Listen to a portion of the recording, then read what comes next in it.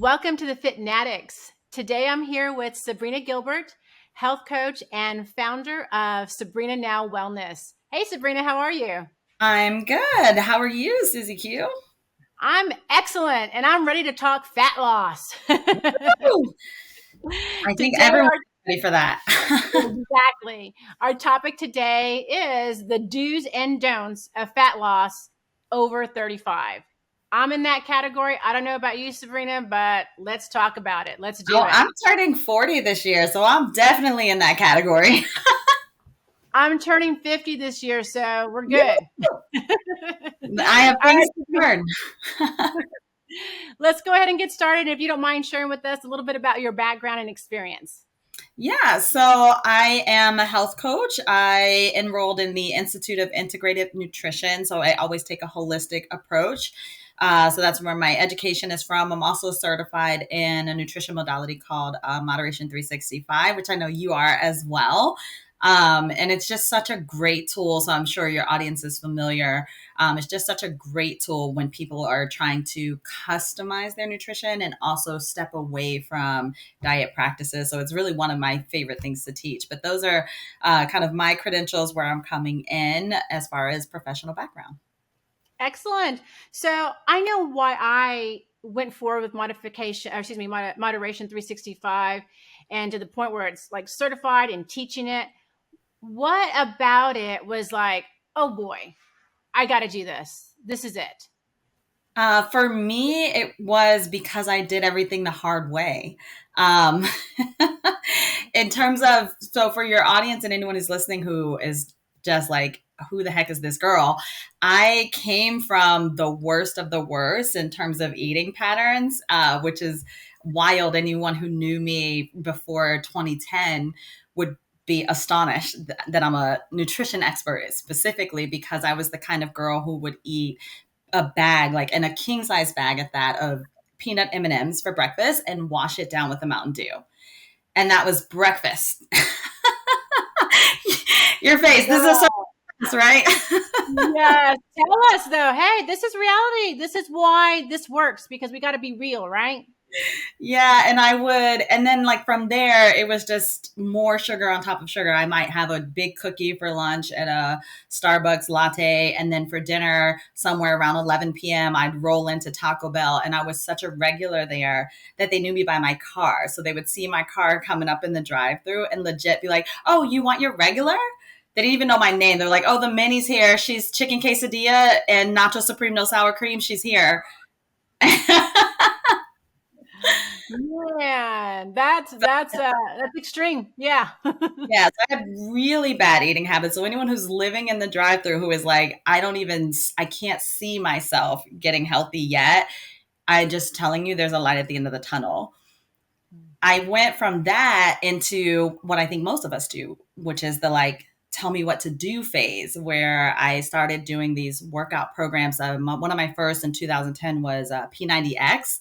So I'm dating myself. If anybody remembers that infomercial with the super shredded people, I was like, I need to be that. And the program came with not just the workouts and the calendar for what workout to do, but it came with a meal plan. And so I was like, all right, this is how I'm supposed to eat to get those kind of abs. And so that's what I did. And I got amazing results. It was freaking awesome. And I loved it so much that I just started following, like, the company that produced that program produced other workout programs that also came with meal plans. So I got in that cycle that I think a lot of us find ourselves in when we're young adults, of just kind of like, okay, I'm going to get fit for summer. So I need a program and a meal plan, and then boom. And then you don't do anything because you're like, I got my results. I'm good. Going on vacay. I look amazing. And then you gain the weight back and you're like, oh, snap. I got to get it together and get fit for fall. And so you would like lose the weight again. And then there's holidays. You can't forget about that. So you gain the weight back. And then you're like, oh, I got to get it together for the new year. So I just lived that cycle for like 6 years. And around age 32 is like 2016. All of a sudden, all of it just stopped working. And I did not know what was happening because I was doing the workouts and following the meal plan. But I literally looked 10 weeks pregnant. And it just was carrying around this belly bloat that was like, it just was relentless. It was like, it didn't matter if I doubled up workouts. It didn't matter if I cut back carbs and added more veggies. I just couldn't get rid of the belly fat. So I was stuck at this rock and a hard place. And at that time, nobody was talking about really like metabolism or anything like that. I think there was one person, Dr. Jay Teta, he was talking about it, but I was like, why am I going to listen to this guy telling me about a female body? Like in my brain, it didn't make sense. So here I am, like efforting my way through and not having anything. And so I knew I didn't have a workout problem because I love the workout part. That was easy for me. You know, the challenge for me, I knew was somewhere in the nutrition, but I didn't know where to start. So that's what made me enroll in nutrition school. And that's when I started to learn like, oh, everybody's body is different. Because what they had us do in that school was we studied like 150 different diets so that we would know all of them and kind of what's the difference and what makes one better for another person versus another. And what they really harped on us about was what they call bio individuality, which is just fancy talk to say everybody's unique. It's like, just say everybody's unique. Yeah, let's say that. Got it. Talk layman. And that helped me understand why there's so much conflicting information. If you've ever Googled and been like, what's the best way to lose weight? And they're like, eat the carbs, don't eat the carbs, eat less, eat more. And you're like, why is all this conflicting stuff and what to follow? And it's because what works for one person doesn't necessarily work for another. So that really helped. Hold on there. Pause there, because that's a big, yeah, I want you to say it again, because that's an important key here that we all need to hear if we want to really make some strides in our health and fitness. Yeah, it's what works for one person does not work or might not work for another. This is big because a lot of us know that academically, right? Like if I had told you or asked you, can everybody process dairy? You'd be like, no, some people are lactose intolerant and others are not. We know it academically up here. What we haven't figured out is how to overlay that. And we haven't moved that out of this compartmental idea and overlay it in everything in life. Everyone has different learning styles. We know that academically, but we haven't figured out how do we apply it. And that's one of the bigger issues with diet programs in general, because they're designed for the masses. So they cannot account for your individual like perspective and what your unique needs are. So what I did in that time span, it took me 2 years to figure it out on my own. So this is what I said when I mean it took me, I had to learn this the hard way because I didn't know about Moderation 365. So I didn't have any tools to work from. I was in full, like, I'm just going to experiment on myself. So I went vegetarian, I went vegan, I was Whole30 for a little bit. I tried one of those, don't judge me again, circle of trust here. I tried one of those tea toxes where you're supposed to drink the tea and the fat. Putting it out there. Putting it out there. It's bad. I like literally was like so desperate and like, I gotta figure it out. And so I just did all trial and error until I understood and figured out what worked for my body. And that took me 2 years to figure out and master. I have to say, what, in my experience in working with my clients, that unfortunately, even though 2 years sounds like a long time, and it is a long time, but I come across individuals, Sabrina, that have tried things for many years, 5, 10, 15 years, because of that key point you just mentioned. They're hearing that, oh, the Atkins diet or the paleo diet or the Whole30, I got to do that because nothing else is working for me. This is desperation, right? You're just like, what is going to work for me? So 2 years for you and for others, much longer periods of time to get to that point of understanding that we are unique, as you said, everyone is different, and these different diets are not for the masses. You do have to invest some time, some energy, and work with an individual who has the knowledge like yourself, in terms of what's going to work for you. What is your lifestyle like? How old are you? All of those key factors that have to come into play in order to get better results or any results that are sustainable, right? Yeah. Yeah. And that's what was cool about Moderation 365. It was everything that's in that toolbox for mindfulness. When you hear mindfulness, you hear mindful eating, it sounds so vague and you're like, what the hell is that? Am I supposed to just meditate until I'm not hungry? What does that mean? But what it really boils down to is reconnecting you to your own body's feedback, right? The body is constantly telling you what it needs. Most of us are just illiterate to how to interpret these cues because we've been trained to look for answers outside of ourselves, right? Somebody tells you when to eat in the school system. Your lunch is at this time. And for some kids, that's 11:30, even if you're not hungry yet. And when you go to work, if you work a 9 to 5 or a traditional type of job where they need to schedule your lunch so everybody doesn't take lunch at the same time, then somebody's telling you when you get to eat. And it's not based on your internal. So we're all trained that way by no fault of our own. It's just the systems that we live in. And what Mod 365 tools allow you to do, what mindfulness allows you to do, is to stop looking outside of yourself and start tuning in for what your body needs. And that's the power of it. And it allows you to customize your nutrition much faster than just following somebody else's plan. Exactly. Exactly.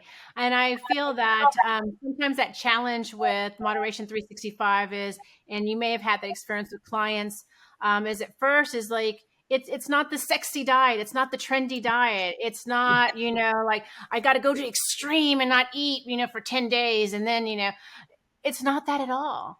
And I feel as though people, they're so accustomed to that. I've got to do something extreme to get a results effect that when they approach or they come across Moderation 365, it's like, I'm not doing anything, quote unquote, Mm-hmm. but you, in essence, you are, like you said, you're tuning into yourself. And that's foreign. That's almost like you don't even recognize that you're doing it because you're not aware of it or you have not been aware of it in the past. Yeah. Or you're used to ignoring it. I used to be when I first graduated university and I got into corporate, I was big on forgetting to eat, which is ridiculous. But I'd be like, oh, let me answer this email. And then you're putting out a bunch of fires and you look up and it's 4 p.m. and you're like, shoot, did I take lunch? Forgot about that. Just wait for dinner now. It's too late. It's like a weird thing that we do too, because we're so used again to out serving people outside of ourselves before taking care of the self. And especially as women, which is a whole nother podcast episode, we could talk about the impact of Exactly. patriarchy. But as women, we're trained to serve others first and put yourself last. And that is a slippery slope when we're trying to take care of our health. Exactly, Sabrina. I mainly work with women that are high achievers, they're business owners, they're professionals. And so I hear it all the time, Sabrina. I was so busy, I forgot to eat lunch. I forgot to eat breakfast. Yep. And I love how you pointed it out and said, hey, that's ridiculous. How do you forget? You're not tuning into you. But it's because, once again, we're so accustomed to everybody else and putting everyone else's needs first before ourselves. Yeah. And learning, getting the support that we need and the tools that we need to start learning to do that better. And I know that moderation has great tools to help us help others do that. And for myself, I was, love sweets, love it all. And it was to the point where I don't have it in my house, where I was like, I couldn't trust myself. And I felt like, Oh my I'm a God. grown woman. I am a grown business owner woman. And I can't have, sweets in my house because I don't trust myself. So once again, that came because I stopped being mindful. I started being mindful, like, what am I saying about myself if this is the case? And so Yeah. it really helped me with moderation to get past that and move beyond it. And it was here. It wasn't, the cookies or anything like that. It was this mindset right here, the awareness, the mindfulness that really helped me make great strides in that direction through Moderation 365 as well. Yeah, I used to be that way too. Like, oh, you can't have this in the house because I'm gonna eat the whole thing. Like my Sunday thing would be, don't judge me. On Sundays, I legit would order a medium Domino's pizza, and this Mhm. was at the time when I was working out. So in my workout period, even though I was in this cycle of losing and regaining the same 10 pounds of weight, what I used to do is eat really clean Monday through Friday, and then totally bomb on the weekends. A Friday cheat meal would turn into a whole cheat weekend, and Sunday was like the coup de grace where I would eat a whole medium Domino's pizza in one sitting and then wash that down with an entire pint, the whole pint of Ben and Jerry's Mhm. chocolate chip cookie dough ice cream. And I would just be like, oh, amazing, and so happy in the moment. But then also in my mind going, oh, you just ruined everything you worked so hard for this week. you got to like double down, and you're going to have to do 2 workouts on Monday and run 3 miles to like work this off, and then do the regular scheduled program, which is Mhm. again this really absurd disconnect that at the time was so normal for me, and it was so common. All my friends were doing it. Like, this is how we did it, like, oh, we binge out, we pig out on the weekends, it's cheat meal, and then we like straighten up and fly right on the weekdays. So it was so common that it never occurred to me that this was not normal, nor was it healthy behavior. So if you're in that Mhm. boat and you're listening, I feel you and I understand, because it's what we perpetuated as a society. It's not a you thing. It's a whole societal experience that we're all having together. Well said, Sabrina. Well said. Thank you. Let me ask you this. So, taking this a little bit further, what happens to ourselves, women specifically, after 35, where fat loss is a challenge than it was, in the 20s or early 30s? What's happening? Why does it change after 35? The big change, and this to me is the biggest factor, is the hit that the metabolism takes. If we think about women and girls in our American society, we start dieting. Some girls start as early as 13, 14. A lot of us are, if you ever remember, oh, I got to get tight and right for prom, like we start 15, 16, right? And so if you've been dieting off and on, even if it wasn't a specific diet, because that was something that I had to learn too. I had never followed an official diet Mm. until I was in health coaching school. But up until that point, I did diet behaviors where I would do stuff like, oh, I'm just going to cut back on junk food, or, oh, I'm going to cut back on my sugar. Oh, I'm not going to eat as many carbs. So I wasn't on an official Atkins or South Beach diet, but I was doing diet stuff, diet behaviors. And when you do that for years and years at a time, so if you think, oh, I'm doing this from the time I'm 16 until 35 plus, that's over a decade of off and on diet behaviors. That slows your metabolism down. And people don't know that. People think, oh, your metabolism slows with age. No, metabolism slows depending on what input it's getting. It's constantly adjusting to the input that it's receiving or not receiving if you're skipping meals all the time. And one of the Mhm. best analogies that helped me understand this is something I heard from Amber Bruzik. She runs a company called Biceps After Baby. And she explains metabolism using the analogy of a fire. And so, for your audience, if you're listening, if you could imagine how a fire works in real life, you want that fire to burn big and bright, you just keep putting more logs in, and the fire gets bigger, it burns hotter and brighter. The minute you stop putting logs in, or if you were to start taking logs out, the fire will die down and it will eventually just fizzle out completely. Your metabolism works literally the same way. When we start doing diet behavior, so even if you're not following a specific diet, or you're like, I'm just counting my calories so I don't eat too much, or I'm just going to cut my sugar, that's the equivalent of taking logs out of the fire. So you start your diet, you're like, wow, I'm getting healthy. I'm going to pull some logs out of the fire. Metabolism slows down, and you've got your little results, and you're like, oh, I'm looking sexy for vacay. Let's get it. And then you go back to your regular eating, right? Because you're like, I'm Gucci now. But you're Mhm. not, because your metabolism is now slower than it was when it started. So when you return to your original eating patterns, you have a slower metabolism than when you started. So all the weight you lost comes back plus a little bit more, because the metabolism is so much slower.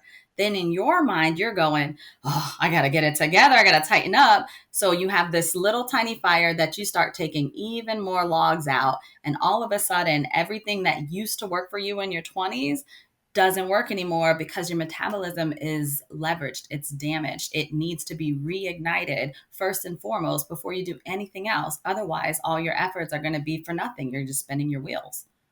Well, you got it down, Sabrina. Yes, ma'am. Thank you for that. So, and with that being said, then what should we not be doing if we do want fat loss over 35? We're in that category. So, many of the individuals I work with, many of the women I work with are over 35. What should they be doing if indeed they want to not quite, I won't say lose weight, because I want to say lose fat.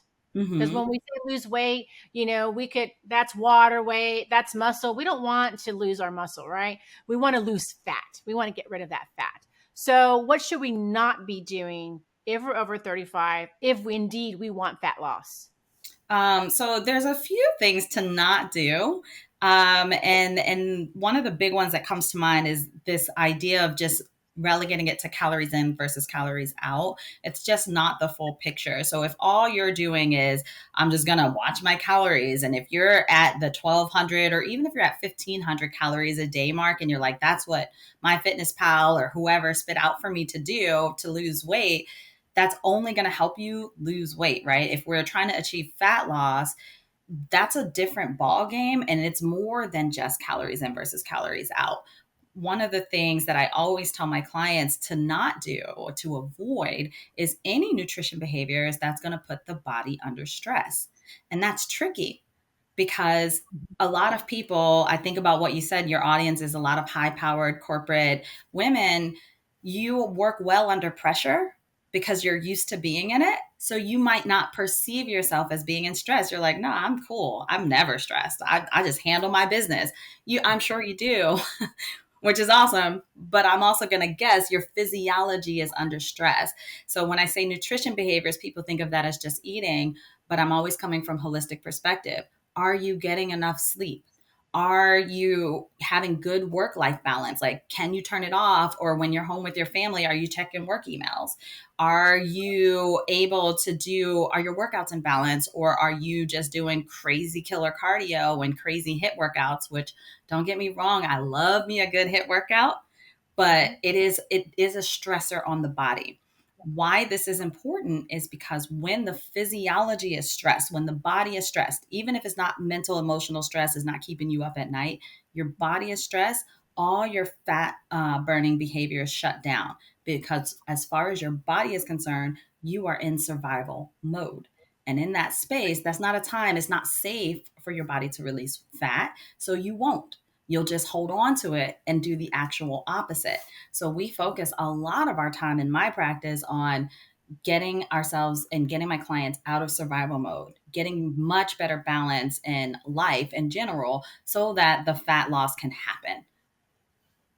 Right. So, you beat me to the punch there because I asked you, what should we not be doing? And what I'm hearing is not putting our body under stress, as much as possible, which sounds very logical. But as you know, and as you said, is, in our society, things going on in the world and our families, it can be very challenging because there's things that we do not have control over. Yeah. However, to your point, we do have control over ourselves and our emotions and our thoughts and how we perceive things. So I thought it was very smart of you to say or mention that, there are things that we can do, looking at other factors, not necessarily nutrition related, but looking at our lifestyles, looking at our sleep, looking at other aspects, meditation, looking at our workouts. Are Mm, we doing, those full blown, and I'm in agreement with you. There's a time and a place for that.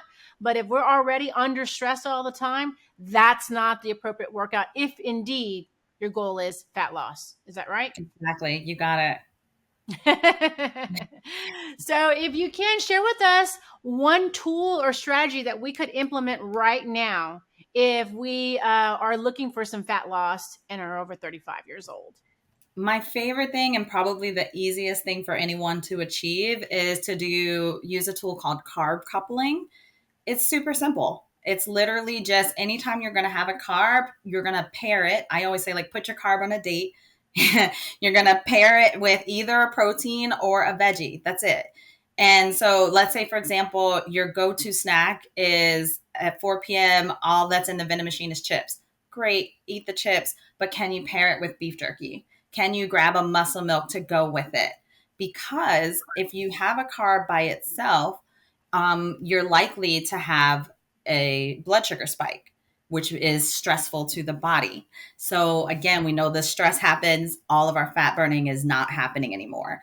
So, if we couple it, especially with a protein, I love the protein choice because it's faster and for most people easier to find than like go pair a random veggie.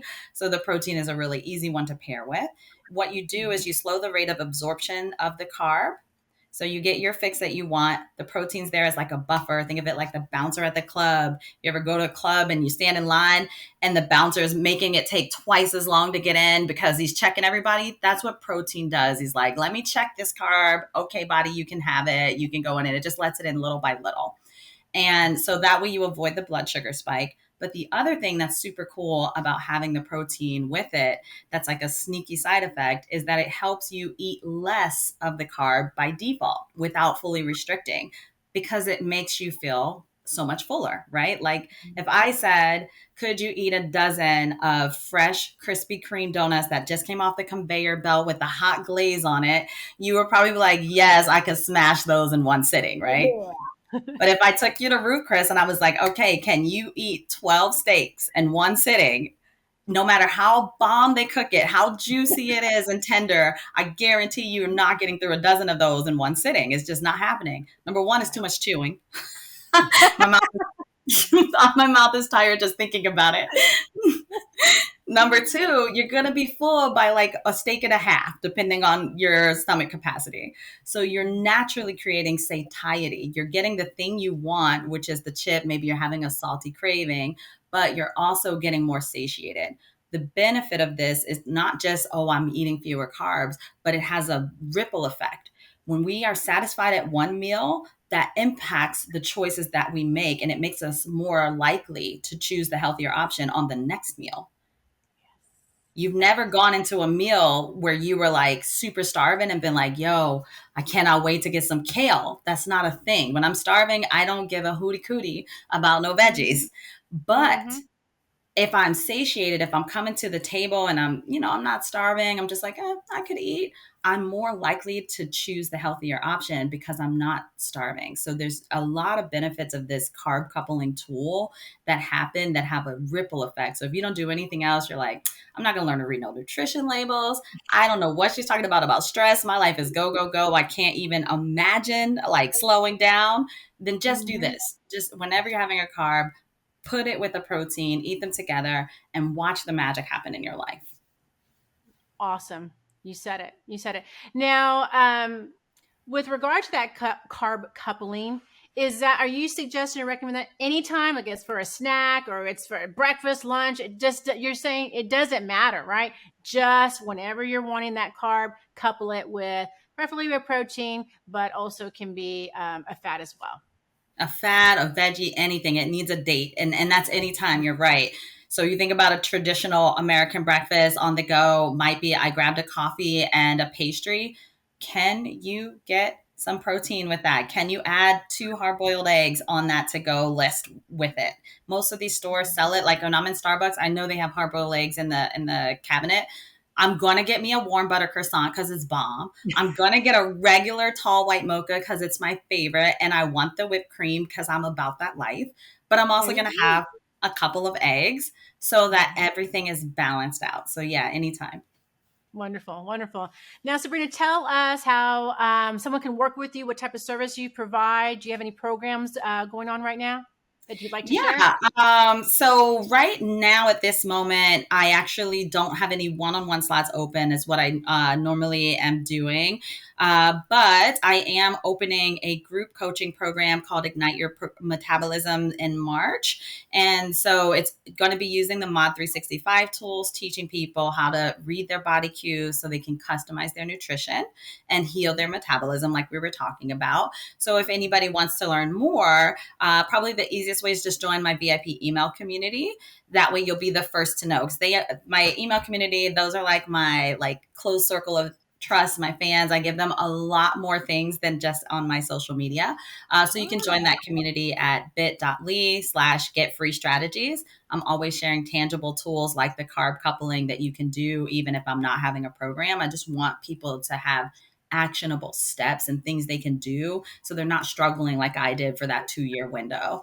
And if you're not on email or you're like, I don't know you like that, you can just scope me out on Instagram. I'm at Sabrina E. Gilbert. I'm very active there. Always happy to help anybody who comments with questions or DMs with questions. I'm always sharing like, oh, let me try this or what about that? So absolutely happy to help in that way until you feel confident or like, okay, I'm ready to get in the close circle. And VIP. Oh, you have such great posts, and anybody who's interested in following Sabrina, I would definitely suggest and recommend and get on that VIP list for sure. Last question here, Sabrina. This is the big one. Are you a fit fanatic? And if so, what do you like to do to stay healthy and fit? Oh yeah, I'm definitely a fit fanatic. My friends call me Workout Barbie, which is hilarious. But I would say my favorite things, most important things. If I had a top three, prioritize my rest. I always get 7.5 hours of sleep or more. Like that's a big goal for me. I love lifting weights, so I lift weights, heavy things 4 times a week, and then I just balance my nutrition, doing the carb coupling, follow my D&Cs. That's it. Wonderful. Thank you, Sabrina, so much for the wonderful and valuable information. I really appreciate it. And I know my audience will as well. Thank you for your time. And with that being said, it's a wrap.